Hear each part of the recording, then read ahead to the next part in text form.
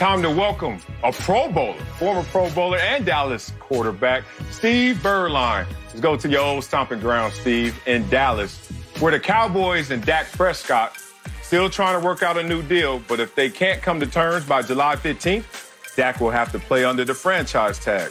Well, now our guy Troy Aikman is warning the Cowboys that forcing Dak to play under the tag could harm the team's relationship with their quarterback long term. Steve, you agree with your old teammates' warning here?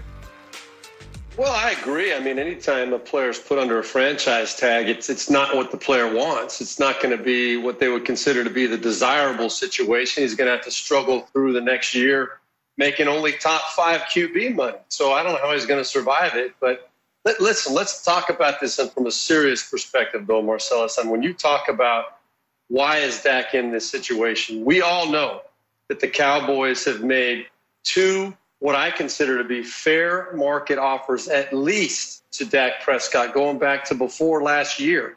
And he's rejected both of those offers. And those are both offers that would pay him well over $30 million, or right around $30 to $35 million a year. We know those offers were out there. He rejected those offers. Those numbers, in my opinion, were very good numbers for him. He's asking now to be paid as the best quarterback, the top highest paid quarterback in NFL, or at least right up there with the top 2. I don't know if anybody's up there at that $40 million yet or not. But the bottom line is, I don't believe he's earned that privilege to be paid at that number. And what he did by rejecting the Cowboys' 2 offers, at least that we know of, he pretty much franchised himself, because Jerry Jones made what he thought was a fair offer, what I believe was a fair offer. He rejected those deals. So in that case, he basically says, franchise me.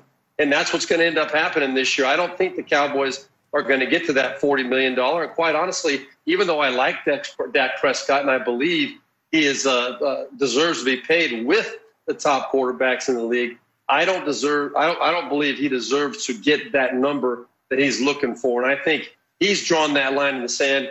He's pretty much franchising himself. That's the way I look at it. Yeah, a lot of me is with you. I mean, they offer you $33 million for 5 years.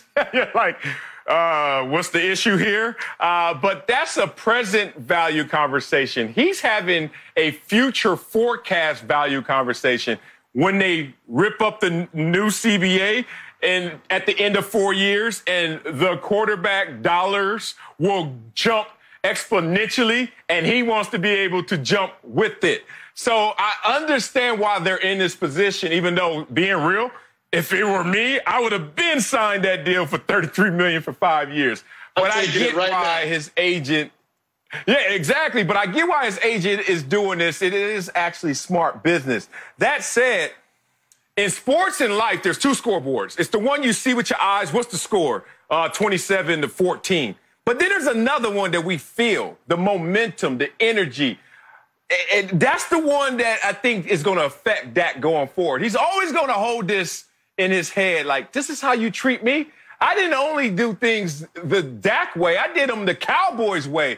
And then you're rewarding other malcontents on this team. I ain't going to say any names like Zeke. But you're not rewarding me for doing everything the right way and having a career year when you asked me to do it in my contract year. So if I'm Dak Prescott, sooner or later this deal gets done. But I am going to hold a grudge that I hopefully can keep from everyone from seeing, but it will be there in existence.